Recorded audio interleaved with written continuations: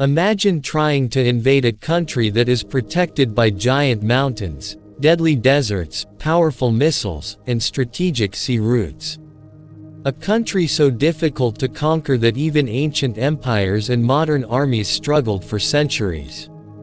That country is Iran. Many military analysts say that invading Iran could become one of the most complex wars in modern history. But why?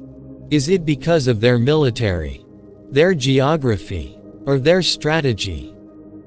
Today we will explore the real reasons why Iran is considered extremely difficult to defeat in war.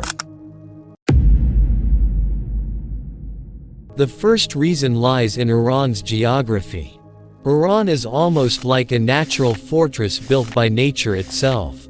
Mountain barriers. On the western side of Iran stands the massive Zagros Mountains. In the north lies another huge mountain wall, the Alborz Mountain. These mountains create narrow passages and valleys. And in warfare, narrow passages are extremely dangerous for invading armies. But why? Because tanks and armored vehicles must move through predictable routes, making them easy targets for ambushes and defensive attacks. Mountains also make it harder for invading forces to maintain radar systems, communication networks, and supply lines. In simple terms, nature itself protects Iran. Even if an enemy crosses the mountains, another obstacle appears. Massive deserts. Iran contains two of the harshest deserts in the region. Dasht-e Dasht-e-Lut. These deserts are extremely hot and have almost no infrastructure. For any army, deserts like these create serious problems. Limited water, extreme temperatures, difficult vehicle movement, long supply chains. Moving thousands of soldiers and vehicles through such terrain becomes slow, expensive, and risky. Iran also sits next to one of the most important waterways in the world. The Strait of Hormuz. This narrow passage connects the Persian Gulf to the global oceans. A huge percentage of the world's oil supply passes through this route every day. If conflict begins, even a small Iranian naval force could threaten shopping in this strait. That alone could cause major disruptions in global energy markets. So Iran doesn't just have military leverage. It has economic leverage too. Iran is also very large. Its total area is about 1.65 million square kilometers. That makes it roughly 4 times larger than Iraq. Large countries are extremely difficult to control during wars. Invading forces must secure cities, highways, supply routes, communication networks. If even one region resists, the war can turn into a long insurgency. History has shown this many times.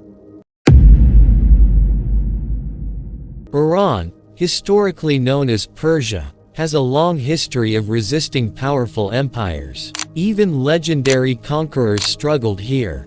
For example, the famous Macedonian ruler, Alexander the Great, managed to conquer Persia but only after several difficult campaigns.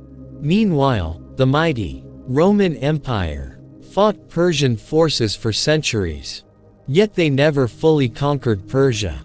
Later, Arab armies eventually took control in the 7th century, but they also faced strong resistance and difficult terrain. History repeatedly shows the same lesson.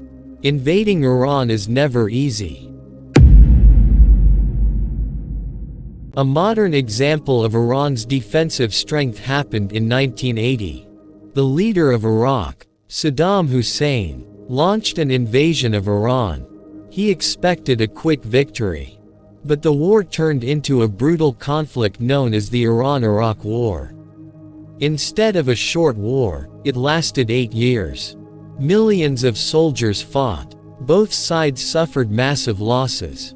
But Iraq failed to conquer Iran. The war ended without a decisive winner, proving once again how hard it is to defeat Iran.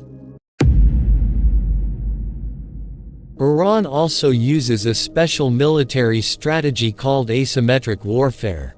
This means fighting in ways that make war extremely costly for stronger enemies. Instead of relying only on traditional armies, Iran focuses on missiles and drones. Iran has developed thousands of missiles capable of striking targets across the Middle East. Mosaic defense. Iran's military doctrine is sometimes called mosaic defense. This strategy divides defense responsibility across different regions. Even if the central command is destroyed, local military units can continue fighting independently. Underground bases. Iran has also built many military facilities underground.